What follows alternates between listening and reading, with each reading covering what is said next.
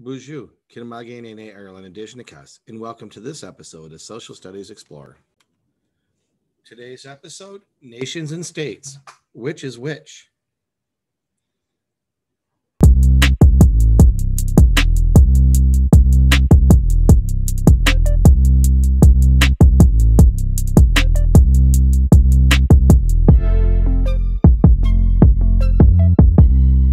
Thing you probably think is, well, Mr. I, there are 50 states in the United States nation. But that's not exactly what we are talking about today. Today, we're going to learn the difference between a nation and a state. And you're going to find out that the United States is a state. But how?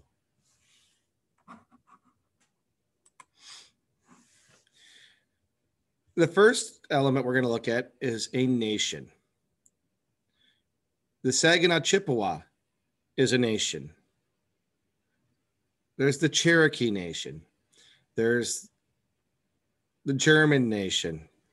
In particular, there's some subdivisions of German. There's the Rus, make up Russia. There are thousands of nations around the world. But this isn't about borders and things you'll find on a map. It's about people. A nation is made up of people that share these four common traits. Many times religion plays a role, although not automatically, but frequently.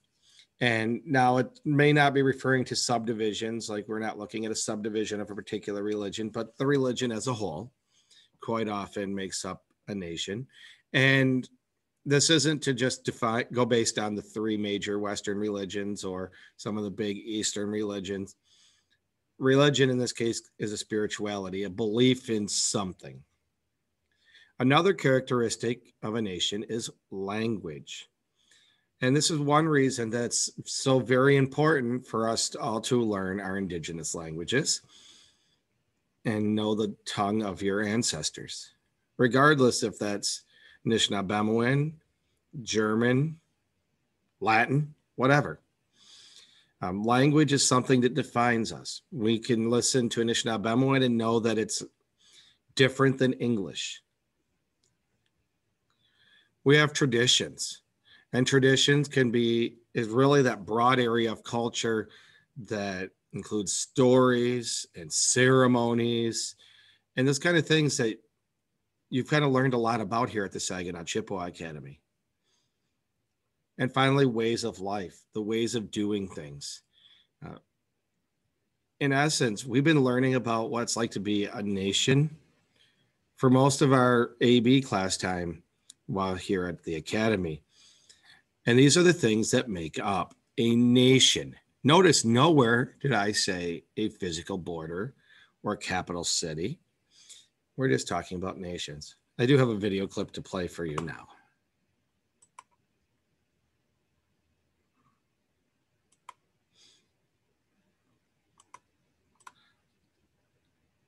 Sorry about that. Apparently needed me to sign in first. Geographers have long drawn attention to the fact that in many places, people's sense of ethnic or national belonging does not correspond to existing official state boundaries. In short, the pattern of nations, in the original sense of the term, does not look like the pattern of political states. The distinction between nation and state is easily recognizable in the modern-day British Isles. For Britain and Ireland, it's a little bit complicated because the United Kingdom, of course, is of Great Britain and Northern Ireland. Britain usually refers to England, Scotland, and Wales, right? And then England, of course, is one of those three territories. But if you were to say how many nations are there, you'd say there are four nations, right? You'd say there are Irish, English, Scottish, Welsh, and then there's probably a group who identify as, let's say, British. But the conflict in Ireland, well, going back centuries, but let's say looking at the past 40 years, has been between those who saw themselves as Irish, who wanted to be in the Republic of Ireland, a minority, versus the majority who thought themselves as British, who wanted to remain in the United Kingdom. And so after 30 years or so of conflict, there was an agreement reached, the so-called Good Friday Agreement in 1998, which effectively set up what's called a consociational model. It's a very interesting political arrangement in which the minority have access to power, so they're not continually outvoted and excluded as would typically happen in a democratic system with majority voting.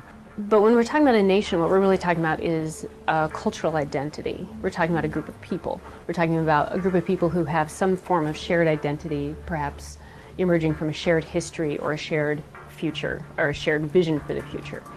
So when we talk about the United Nations, who really sits at the United Nations? It's states. It's not really nations or peoples. So as political geographers, we really differentiate because you don't always have nations and states that fit well together. You often have a multi-nation state, like the United States. We're often called a melting pot or a tossed salad or some other analogy. And sometimes you have nations that are divided across states, groups of people where you have an international boundary that divide them. And so then you would have a nation split across states. You have the Kurds, which is thought of as a nation, a group of people with a shared identity, a shared history, shared goals, but they don't have their own state. The way that empire broke up and the grab of territory happened, the Kurds didn't get their own state. So they're a nation without a state. Israel provides a classic example. The Jewish nation predated the coming into being of a Jewish state, which did not happen until 1949. So the nation-state idea often hides more complicated political realities.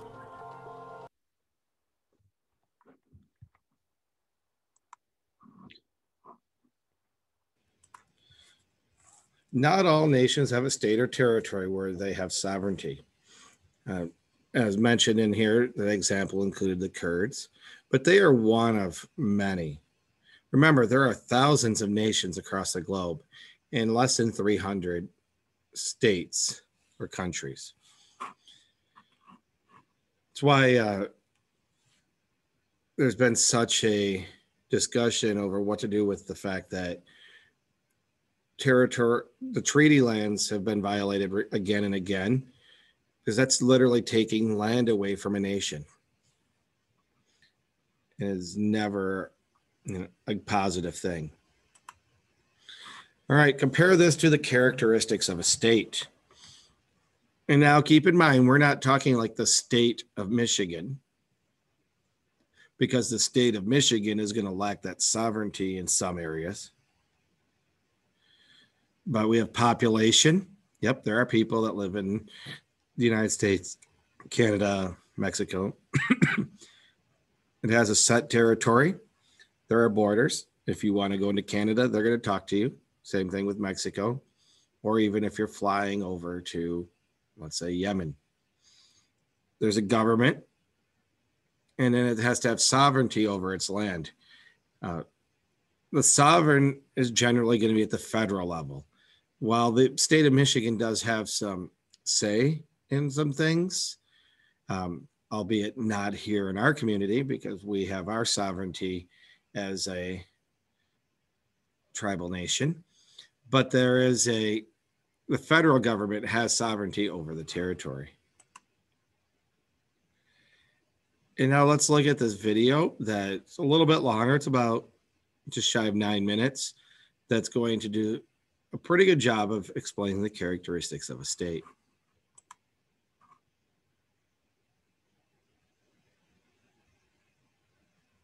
When we talk about the nation state, we are really talking about three separate things: the nation, the state, and the nation state. Confused? Don't worry, you're not alone. Take a deep breath and relax. The nation state is a system of organization in which people with a common identity live inside a country with firm borders and a single government. That wasn't so bad, right? But what does it all mean? The nation state has a dramatic influence on the way we live our lives. It's how we identify ourselves. I'm American, I'm Russian, I'm Antarctican. Okay, that last one isn't a thing. It also determines what language we speak, what laws we follow, and what holidays we celebrate. Cinco de Mayo, Boxing Day, 4th of July. The nation state is a system of political, geographic, and cultural organization and it is one of the most important parts of your life that you don't think about. The nation-state is held together by its physical boundaries, its government, and the fact that the people believe they are connected to each other. The fundamental parts of the nation-state are the nation and the state. Let's start with the state. In the broadest terms, the state is a body of government. All the rules and laws, the government officials and their titles, the physical boundaries, and those who define them, these make up the state. The state is what makes a country run from a political, practical standpoint. The nation, on the other hand, is the people. The nation is created by a shared belief that the people inside a country are connected to each other. Whether you live in Cleveland, Denver, or San Francisco, you still share a connection with other Americans. The idea that people of a nation are connected to each other is called nationalism. Nation-states must also have a shared national culture. This is often achieved through common language, history, holidays, and education. Sometimes national culture is a result of similar people living in the same area. In the United States, the colonists began developing a unique national culture which led to them declaring war against England and creating their own government and state. On the other hand, sometimes the nation-state begins as a government and later has to try and create a national culture. For example, when Mexico became independent from Spain, the country was too large and fragmented for the people to have developed a national culture. There were dozens of different identities. It took nearly a century for the Mexican government to develop a sense of Mexicanness, or Mexicanidad in Spanish. The government had to carefully and intentionally select the moments from history that all Mexicans could unite around. They had to control language, education, and holidays to make sure that all Mexicans celebrated the same national culture. Sometimes this meant violent oppression of the people who weren't cooperating. However, the government knew that without a national culture, the nation-state had no real power, and it would fall back into war and chaos. There have been different kinds of states in history other than the nation-state. For example, in 15th century Italy, the independent body of government was centered on a city. These were called city-states.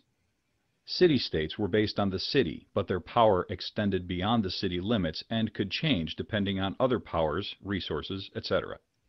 The nation-state, by contrast, has a definite border where its power ends. The United States cannot enforce its laws in Canada. At one time, kingdoms and empires ruled over lots of very different people who did not see themselves as united or sharing any sort of identity. The transition from kingdoms, empires, and city-states into nation-states did not happen everywhere in the world at the same time or in the same way. Many historians debate the origins of the nation-state. The historian Benedict Anderson, author of Imagined Communities, argued that nation-states began because of print media, such as newspapers, when the rise in literacy and new technologies like the printing press between 1500 and 1600 let people talk to each other in new ways. They discussed their similarities and ideas through the press, and this meant that they had to share a common language. They began to form the early versions of national identities. Anderson's argument is still the most commonly held belief by historians. However, other scholars have also noted that the early nation-states coincided with the new map-making technologies from the age of exploration and discovery in the 1500s, when European merchants began sailing around the world for the first time. Better maps and technology to move people and goods changed the way that people, particularly rulers, understood boundaries and borders. Whatever the exact cause, many existing governments reorganized to consolidate their people in terms of borders and shared identity as new ideas and technologies circulated. In places where there was not a long-standing government in place, particularly European colonies in the Americas, people got rid of old governments and formed new ones. Some of the first true nation-states were former colonies, like the United States. In some parts of the world, such as Italy and Germany, a shared cultural identity came first and helped lead to a unified political state. In other areas like England or China, the political state was established first and then had to develop a national culture, just like in Mexico. By the late 1800s, the nation-state was the dominant form of political and cultural organization in the world. By now, you probably think that the nation-state is actually very simple, right? Well, it would be if people weren't involved. We make things messy. What if people don't agree on the border? Or what if the border is moved and people are suddenly part of a different nation state but still identify with their original one, as happened in the Alsace region between France and Germany? What if the minority groups don't want to give up their language and culture to be part of a national identity, like many Amerindian peoples of the Americas? In some places, national culture is ethnically based and thus easy to determine. 98% of Albania, for example, is made up of people of Albanian ethnicity. This is true of other nation-states like South Korea, Iceland, Japan, and Portugal. Other nations without a common ethnicity or with many different ethnic groups can still develop a national culture around shared history, heroes, or customs. Switzerland, China, and India are good examples of this. The United Kingdom is another exception. Because the UK consists of England, Scotland, Wales, and Northern Ireland, there are several smaller identities within the larger UK national identity. The nation-state is the most common system in today's world, but that may not always be the case. Some scholars think that we are developing new ways to interact and identify as a result of social media, the internet, and international business. These things are not limited by the borders of the nation-state. Just like new technology let people interact in unexpected ways and created the nation-state, our new systems of communication may change how we see ourselves. Some people think that we will move into a global, multinational, or even business-driven system of organization. Only time will tell. Let's review. The nation-state is a system of organization defined by geography, politics, and culture. The nation is cultural identity that is shared by the people, and the state is the governing administration. A nation-state must have a shared national identity, physical borders, and a single government. This makes it different from other forms of states, like the city-state, which did not have firm borders, and kingdoms, which did not have a shared culture. We may never know exactly what created the nation-state, but literacy and press media, new shipping technologies, and new maps all changed the way people understood their world and helped governments and people reorganize along new ideals. The nation-state first appeared during the Age of Exploration, sometime between the 1500s and 1700s, and it became the dominant system by the late 1800s. Sometimes the nation developed first, but sometimes the state did. The nation-state may be one of the biggest influences in our modern world, but we don't often stop to think about it. We define ourselves through our nation-state. So next time you're in Denver, stop by my place and we'll share a cup of coffee. After all, thanks to our nation-state, we have something in common.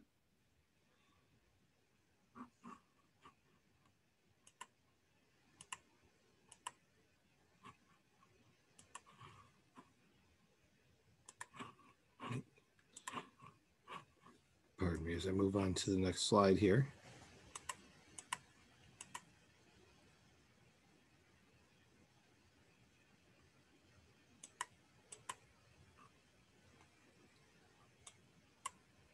That is the last slide. So to wrap up, a nation is based on its people, its culture, where a state takes part of that culture and maybe many others, such as the United States does, and you add in government and those elements. So I got to sneeze here. Hopefully this will give you a little bit of a preview of what's coming up in our next academic year, as you'll be moving into 6th grade and having some of this terminology. Over the course of the summer, if you have any social studies based questions, feel free to send me an email and I'd be happy to respond. I wish you all the best in your social studies education as we wrap up this 2021 season of Social Studies Explorer. And maybe we'll see you popping back in with a sibling or a cousin on next year's season of Social Studies Explorer. Have a minugijigad, minwa, bamapi.